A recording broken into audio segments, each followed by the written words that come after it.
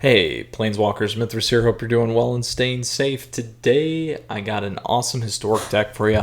This one is super popular, a fun rendition. Recently, actually been more explosive after Zendikar Rising, so very excited to cover this one for you today. Additionally, it's a mix of the top, one of those top decks where we found the +6 wins in a row, and then additionally some of my take, and then some of the other decks that I've seen running 55 to 60% win rates. So very excited about this. So stay tuned. We're going to talk about that deck here in a second.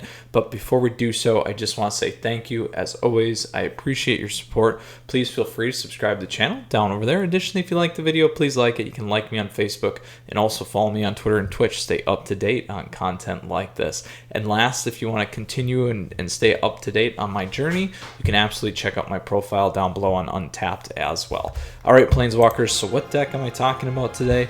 Well, my friends, we have a historic Dimir Rogues deck. That is correct. I am super pumped for this deck. One, it's a great crossover and great take with all the new cards from Zendikar Rising, so we'll talk about that here in a minute. It's got a lot of value, and as I mentioned already, this deck typically runs at a 55 to 60% win rate in competitive Magic here. So this is a little bit about my take as well, so we'll talk about that here in a couple of minutes. Now, quickly, as always, for those of you that are new or returning, the naming convention comes specifically from the Dimir colors, which are blue and black, coming from that Ravnica guild in specific. Again, that's islands and swamps.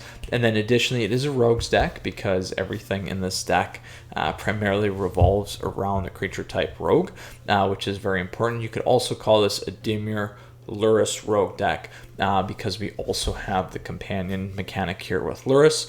So for those of you that are new, or just as a refresh, again here, this creature has lifelink. It's a companion. Each permanent card in our deck has converted mana cost 2 or less. Again, permanent cards, not spells, and spells by the meaning of instants or sorceries. And then additionally, last there, during each of our turns, we may cast one permanent spell with converted mana cost 2 or less from our graveyard. So a lot of recursion that can happen. Very powerful in this particular archetype as well. And then for those of you that are new to this particular deck, the other key call out here is the objective of this deck has a couple of things. One, it's applying a lot of pressure with low cost creatures here, and additionally by essentially shutting down our opponent, locking them out of their hand by either discard, which we'll talk about here in a little bit, additionally by countering and controlling the board, or taking things off the board, and then slowly getting a nice little chip damage in there while keeping your hand full and fresh of options, which is going to be very important here. So that's the key part of this deck, which I think is very important. Now, with that said, as always, Planeswalkers, the deck list is available for you down below. So if you have questions or comments as we're going through this, I'm going to cover the main board here. We'll talk about the sideboard. We'll talk about how the sideboard, and then obviously we're going to go play some best of 1 and best of 3 competitive matches here, closing in on that coveted mythic spot already pretty quickly here in the season. Now, the links are also down below for the deck list, and as I mentioned, the deck list is also there if you want to copy and paste. So with that said, Planeswalkers, let's go ahead and run through this real quick. We'll come back and talk about each of these in more detail in a second, and then as mentioned, we'll cover the sideboard and then how to sideboard. So again, this is a great crossover deck from Zendikar Rising. I think it's an easy one to kind of get into the historic format, which is great. So again, we already talked about Lurrus. First here we have Curious Obsession. So this is also a very popular card in the UW Auras deck. You guys can check that one out. Here, Enchant Creature. Enchant Creature gets +1/+1 whenever it deals combat damage. We may draw a card, which can be very important. And then at the beginning of our end step, if we didn't attack with the creature, so it doesn't have to be the creature that this is attached to, we sacrifice Curious Obsession. So very important to remember. Next, we have Fairy Miscreant. So here, Fairy Miscreant, when this fairy enters the battlefield, if we control another card named Fairy Miscreant, we can draw a card. So a great cantrip, and again, putting pressure on with flyers early on. Next, we have Merfolk Windrobber. So Merfolk Windrobber here, again, rogue, flyer, and fairy. well, not fairy, rogue flyer. So this is a fairy rogue. Anyway, whenever this creature deals combat damage to a player, that player mills a card. We can sacrifice, draw a card if our opponent has 8 or more cards in their graveyard. Very powerful. Next, again, we have Thieves Guild Enforcer. So this is a huge engine in the Rogues deck. One, this helps us with the mill components, but additionally, as long as our opponent has 8 or more cards, this creature gets +2/+1 and has Death Touch and 8 or more cards in their graveyard. We have Thoughtseize here, very powerful 1-drop, so very important in terms of any black color schema in any of your decks. This card is probably one of the most played, and here target player reveals their hand, you choose an online card from it, that player discards that card, and then you lose 2 life. So a great way to disrupt our opponents relatively quickly and very early. We have Lofty Denial again from M21 here, so this card's very important, so it's a nice slip, but if we do control one of these flyers, which everything is pretty much fine except for Thieves Guild Enforcer there, they got to pay 4 instead. So very, very hard to deal with. Next, we have Una's Blackguard. So this card hails from Jumpstart. This card is very important. This is a huge pickup in this particular deck. So as I talked about the discard here, what happens is when this card's on the board, each other rogue creature we control enters the battlefield with an additional +1/+1 counter on it. Whenever a creature we control with a +1/+1 counter on it deals combat damage to a player, that player discards a card. So we have a huge ability to lock players out of their hands relatively quickly with this card. So very, very important and huge in this archetype and in this mechanic. Next, we have Draw and Lock. So this is a great counter card, a great kill spell card. So here we can choose one, either counter target spell with converted mana cost less or equal to the number of cards in that controller's graveyard, or we can destroy target creature with it within the same manner. Next, we have Soaring Thought Thief. So here, this creature is flash and flying. Again, as long as an opponent has 8 or more cards in our graveyard, rogues we control get +1/+0. And then whenever one or more rogues we control attacks, opponent mills 2 cards. We have Agadeem's Awakening, again, a modal land from Zendikar's Rising. Again, with my lovely pain land language, not quite, but you can pay 3 and so it doesn't enter tapped. And then additionally, we can return from our graveyard to the battlefield any number of target creature cards that have a different converted mana cost X or less. So for 3 or less, we can pick everything back up here within our board. And then lastly, into the story. So if we do have issues kind of refilling our hand, this is a great card for us to do that. If they have 8 or more cards or 7 or more cards in their graveyard, this costs 3 less to cast. So essentially it's 4 to cast, and then we draw 4 cards. So very, very powerful. Again, because we are in Historic, I like to talk about the mana base a little bit. So we are running modal lands here. Murkwater Pathway, Clearwater Pathway, again from Zendikar's Rising. We have Drowned Catacomb. So Drowned Catacomb enters the battlefield tapped unless we control an island or a swamp. And then we also have Watery Grave. So here we can, this is a real pain land. So if we ping ourselves, or sorry, shock land, we can shock ourselves here for the 2, and if we don't, it enters tapped. So very, very powerful, very fast deck. A couple of the things that I've changed up specifically in this deck. So Fairy Miscreant here, having a good 1-drop creature is going to be very important to build off of. So that's one of the reasons why I'm running this. Additionally, draw, you can see things like the Flash 1/2 Fairy Flyer that adds a +1/+1 counter as you draw your second card. Additionally, Into the Story is something that I've seen sideboard and also mainboard. I do like it in this deck because if the games do last a little bit longer, this gives you some good advantages here. So just want to call out these kind of 2 in particular. I know those things get shifted around a lot and is very important to potentially consider. Let's keep going here then with our lovely sideboard. So here the sideboard is going to be really important. We'll talk about it in terms of obviously the key decks here, but then also when we talk about how to sideboard, we'll break it down for you in 3 kind of ways to look at it. So first we have Spell Pierce. Here this counters target non-creature spell unless its controller pays 2. So you're absolutely going to want to play this against control decks. You're going to want to play this against things like UW Auras. You're going to play this against again, non-creature heavy decks. This could be either Mono Black Gift. Also, this could also work well in the artifacts decks, key planeswalker decks, Tron decks, those kinds of things. That's where I would play this one. Gonna give you a lot of power. Additionally, Rakdos Arcanus, that's a good one for you too to play. And then anything else that I can think of, potentially Junsack, and definitely Neostorm as well. Next, we have good old Grafdigger's Cage. So this is a historic staple here. Creature cards in graveyards and libraries can't enter the battlefield. Players can't cast spells from graveyards or libraries. So a couple things here. First off, it shuts ourself down here. But the key is really in the importance of what our opponents are playing. So you're going to want to play this against Junsack. You're going to play this against Rakdos.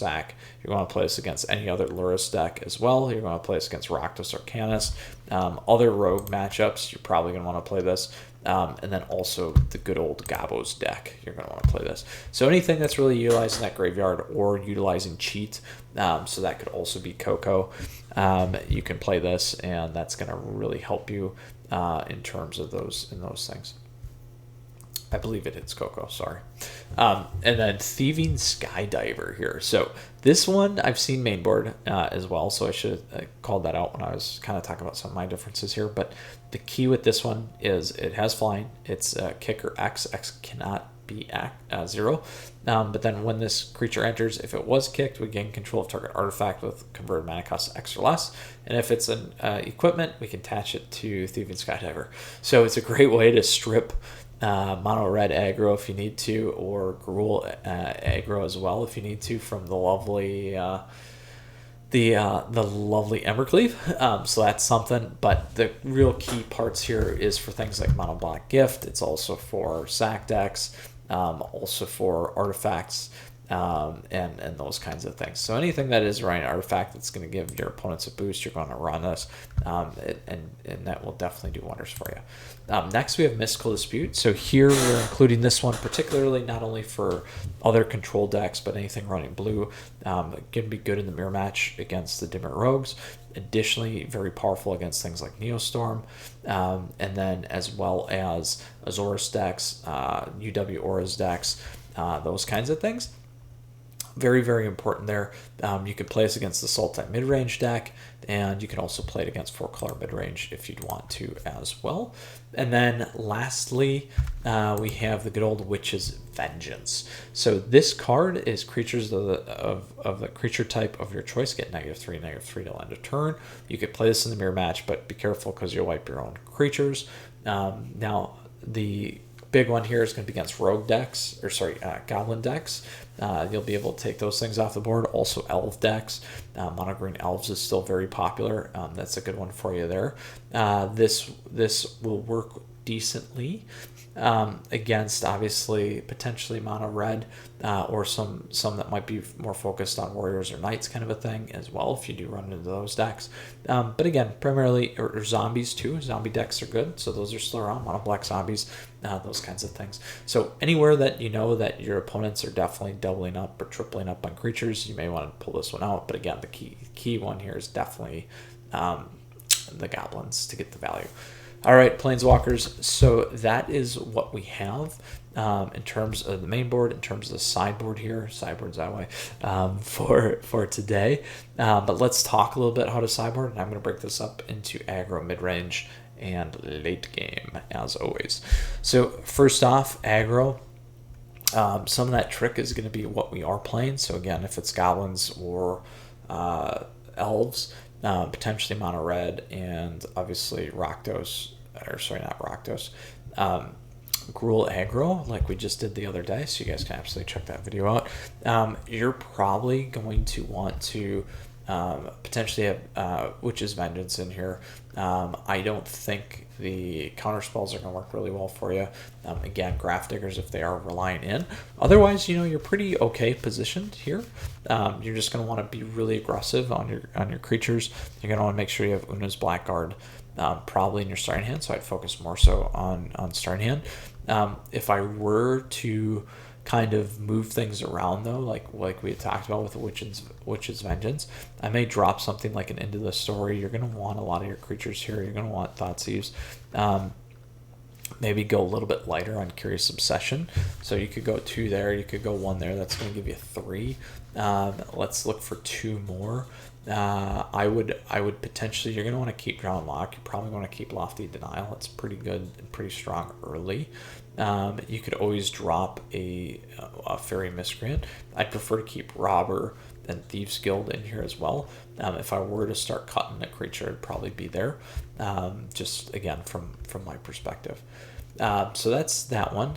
Mid-range here, again, depending on what they're playing, you know, you're probably maybe going to look to have some counter spells, maybe a Graph Diggers, maybe a Thieving Skydiver, maybe a Witch's Vengeance. So where would I look to cut? Same stuff. To some extent, I would go 1 here maybe, and then maybe cut more so on the Fairy Miscreants and keep the Curious Obsession so you can keep getting through your hands, in terms of definitely making sure you have counter spells and kill spells, because you're going to want to hold them down on that board, and again making sure you have Una's Blackguard. Last, when we talk about late game, I think this one's easier to board against because you're going to be putting in things like Spell Pierce, Mystical Dispute, which will be 6. You're not going to have to worry as much about the early game, so you're going to be well positioned as well in the late game by having a lot of these counter spells available. So there, I would probably drop the Fairy Miscreants. I would maybe consider trimming again, so that's 4. You're going to want some of the draw, maybe 1 draw, and focus more so on keeping your creatures on the board and getting the draw. So that could be one spot. And then you could always go a little bit more risky on the land. So I'm at 19 plus 3 here is 22. You could try and drop 1 more land and go 21. Again, this deck is really efficient because we've got a really low curve, but that could be a consideration for you as well. Now, the other thing that I do want to talk about a little bit is because we are using and leveraging the graveyard with Luris, you know, if our opponents play Graph Diggers and shut us down, or we shut down ourselves, a lot of times people will remove this from their hand, put it into their sideboard, and open things up. But for us, I wouldn't necessarily consider that because we don't have anything of value that we're going to be running that's a non-spell anyway. The only other consideration that you might want to make is putting in like a Nighthawk on your sideboard for some of those mid-rangey games. That would be a nice potential consideration, particularly if they're trying to lock you out of the graveyard as well. But for now, Luris is going to be there, life gain, that kind of stuff too. So I would recommend keeping him in there. Just a couple thoughts, my take and rendition on this deck. Again, based off of, you know, the 6-0 or 6+ runs, wins in a row, and then obviously some of the other decks I had access to that were top decks that I thought would come together nicely here for us today. So we are going to go in and play some competitive Magic, but before we do so, as always, again, deck list is available for you down below. Links to the decks available for you down below. If you do have questions or comments about what we just went over, please ask. Happy to help, or if there's a consideration that you're thinking of, let me know. And again, like I said, this is a great deck to kind of ease your way into a historic, particularly if you're heavily playing the current standard as well. It's not too craft heavy on you, and you're definitely going to be reusing a lot of stuff that you craft, like Thoughtseize anyway, and these are uncommon cards, so it's pretty easy craft, and this is a easy craft as well. So realistically, the only things you might be crafting are lands, but again, you're gonna use those. So all good stuff here, my friends. So again, let's go ahead and play some competitive Magic. Really looking forward to it, and we'll dig in today. All right, we are going to go to Historic Rank. There's our Gruul deck. You guys can absolutely check that out, like I said. Let's go ahead and get our Rogues deck ready to go. All right, Planeswalkers, and we're off. Let's see how this goes for us today in our best of 1. So quickly, as always, I just want to say thank you. I appreciate your support. Please feel free to subscribe to the channel down over there. Additionally, like the video if you like it. You can also like me on Facebook, follow me on Twitter and Twitch, stay up to date on content like this. So let's see how we run in best of 1 with our Rogues deck. Super pumped to be playing this for you today, so we'll see how this goes. And we are off against Ratu.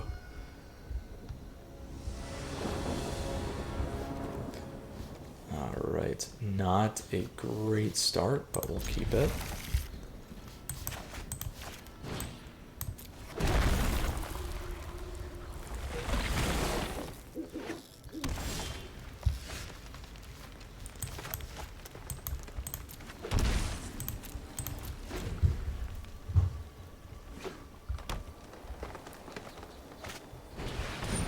That will be a counter.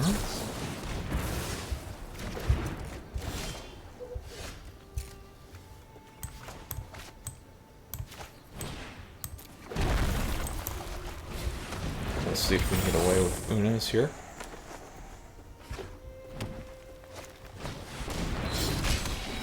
Alright, we did get away with Unos here. So what do we want to do here?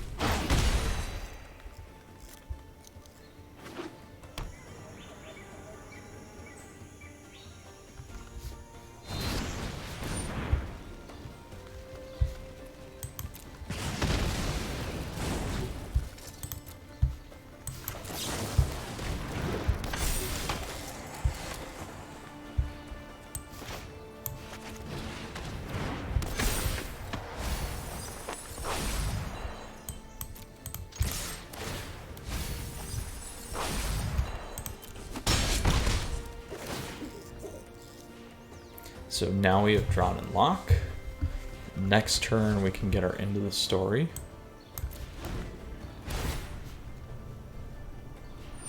We're gonna have to go fast against this one though.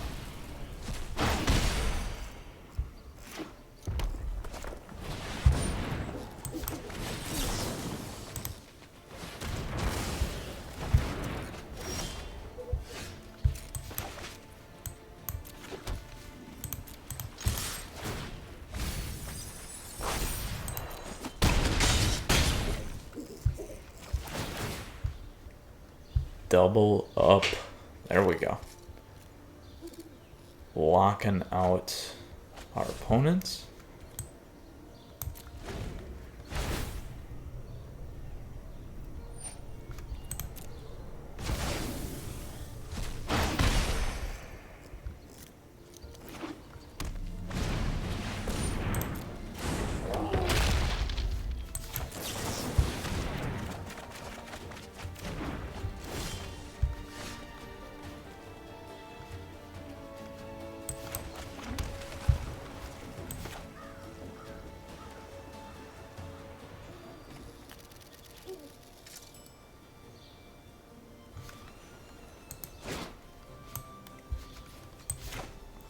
Oh, I don't know. Let's do this.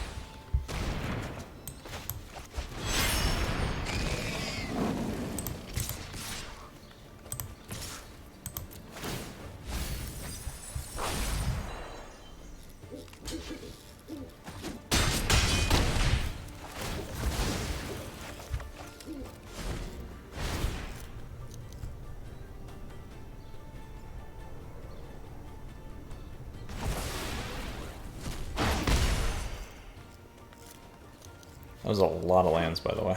Alright. Here we go.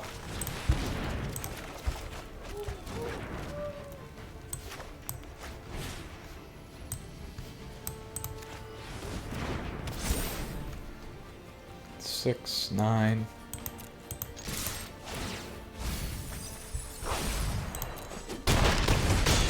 Boom! There we go. Taking down a Gruul Aggro deck, locking him out. Super, super nice win there for our first best of one. Let's go into our next one. Ooh, ooh, ooh, ooh. All right, let's see what we got going on here next. Into match 2 we go, my friends. So we got Pote.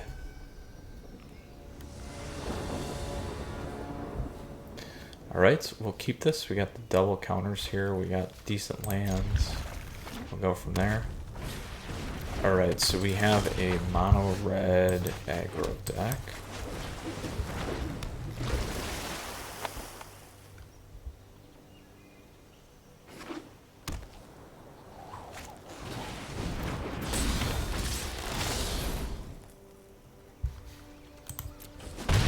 So good news is we now have counter, and we'll build our board state from there.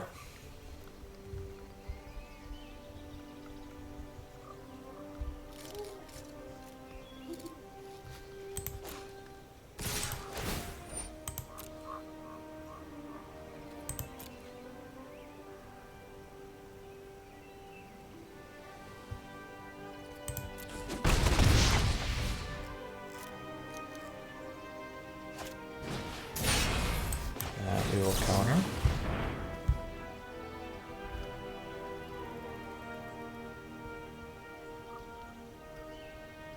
If they burn us, then they got a good shot at light up stage.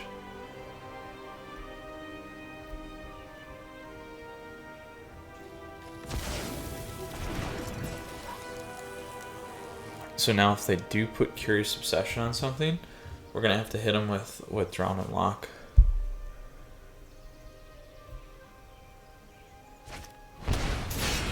Ooh.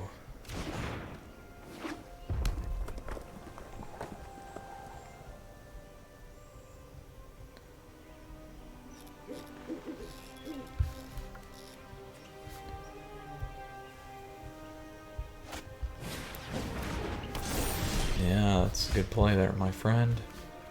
So here we will go another one. We could have played that too. Could have played that.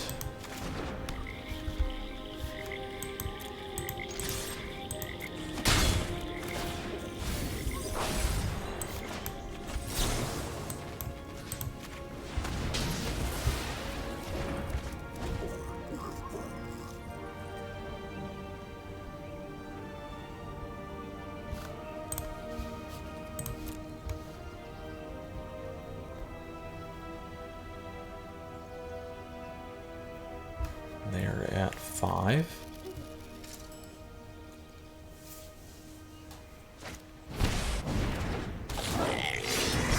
Ouch. Ouch, ouch, ouch. This is definitely a tough matchup for us. So let's go like this.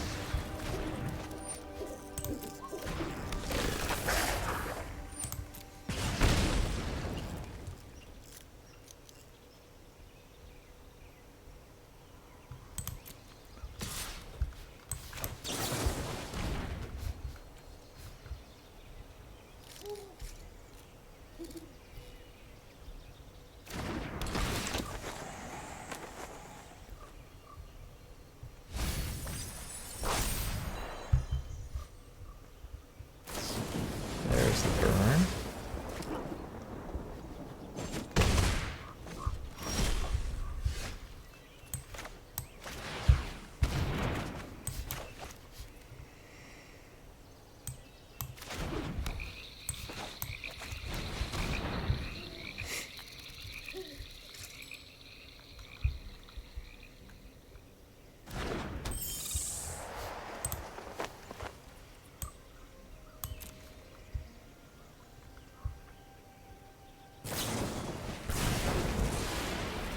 Ooh.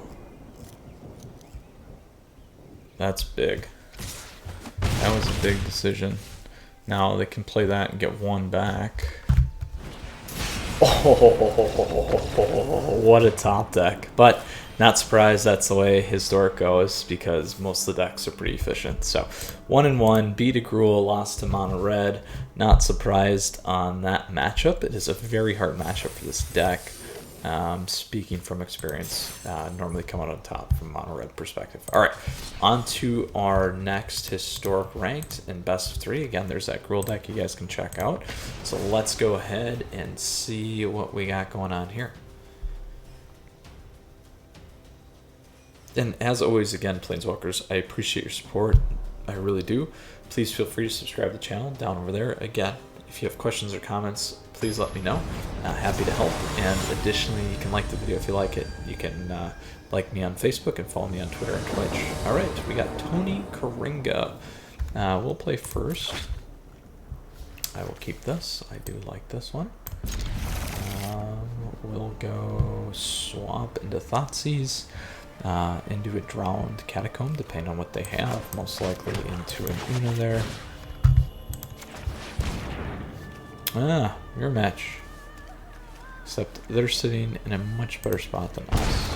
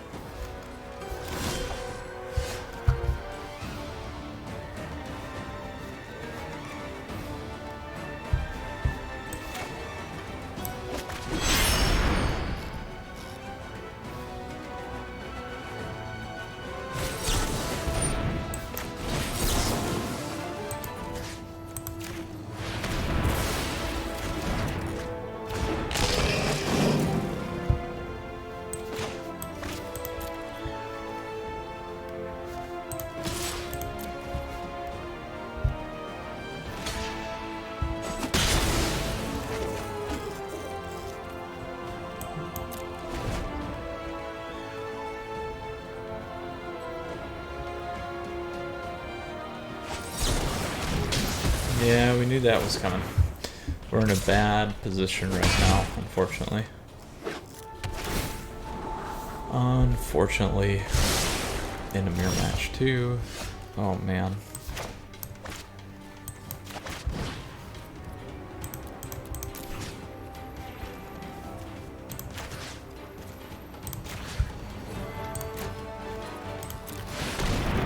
He's got a counter, we're in trouble. Oh, the pain, the pain, the pain.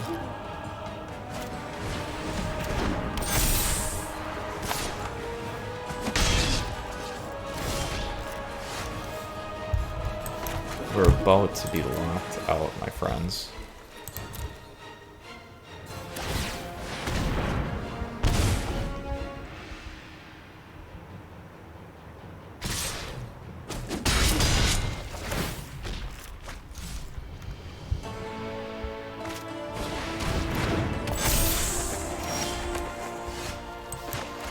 And we're gonna go to the next game. Well, let me see what they play. In case they play something else that we want to see here.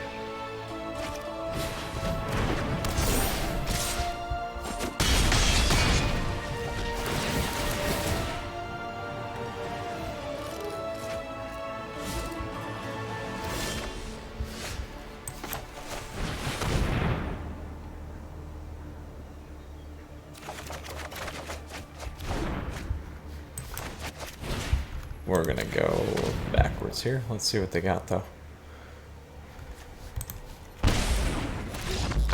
So we could go Witch's Vengeance here.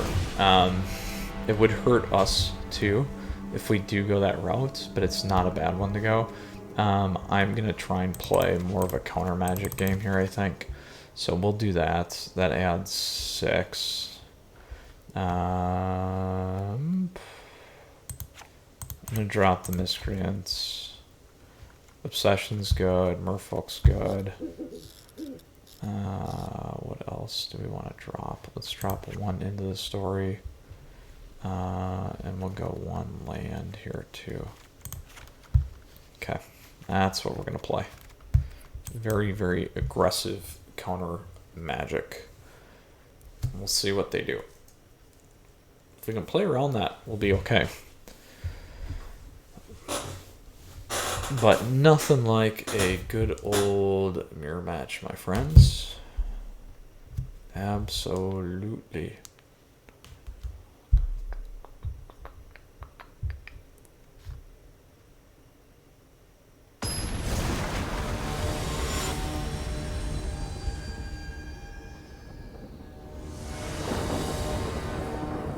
All right, play first. Terrible start. This is better. Catacomb Island, we're gonna drop that one.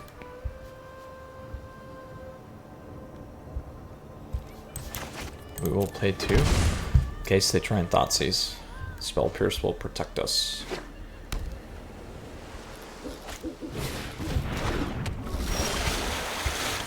Spell Pierce will not protect us now.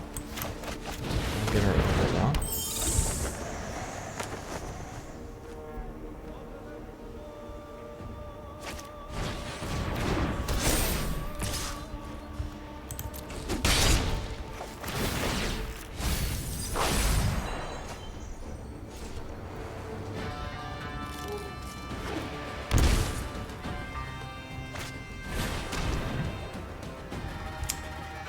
That is unfortunate. That would have been nice to have there. But we'll take this.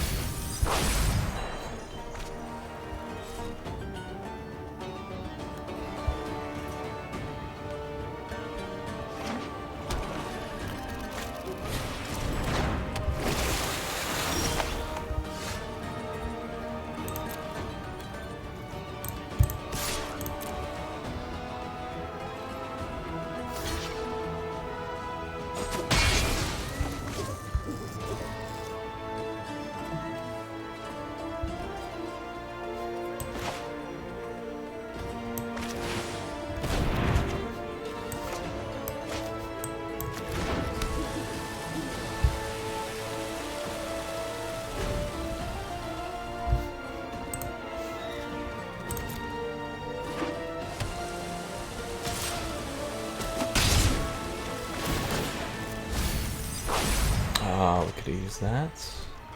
We can bring it back with Mythras.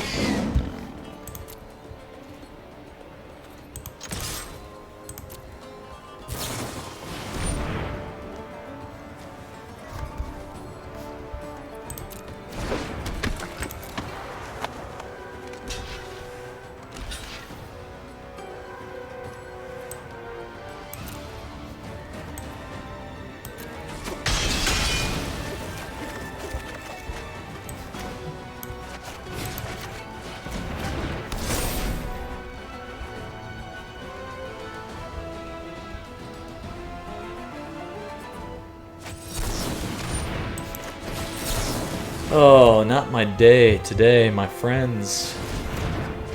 Not my day. Rogues is not my deck. Unfortunately.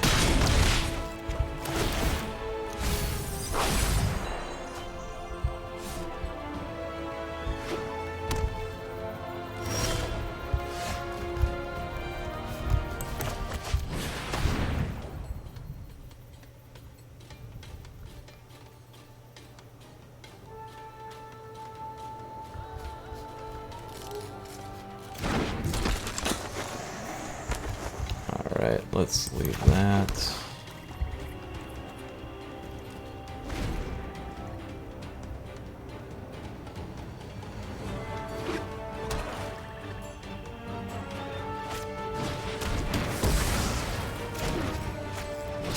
Just taking a beating.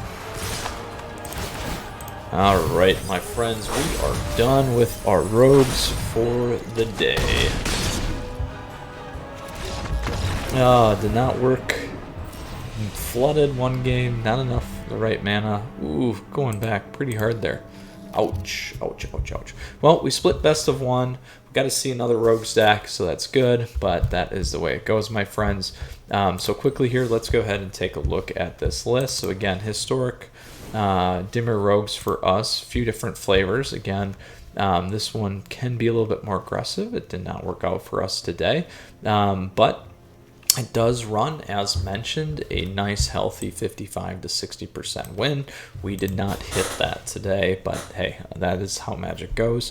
You win some, you lose some, and you keep playing. So, all right, Planeswalkers, here's the sideboard. We talked about a couple things. You saw how we sideboarded there. Some good matches, a lot of fun. Mono Red's a tough match. The Gruul Aggro one was a great match in the best of one realm, and then lost to a mirror match. So that is how it goes, Planeswalkers. Again, deck list available for you down below. Links available for you down below. If you got questions or comments, let me know.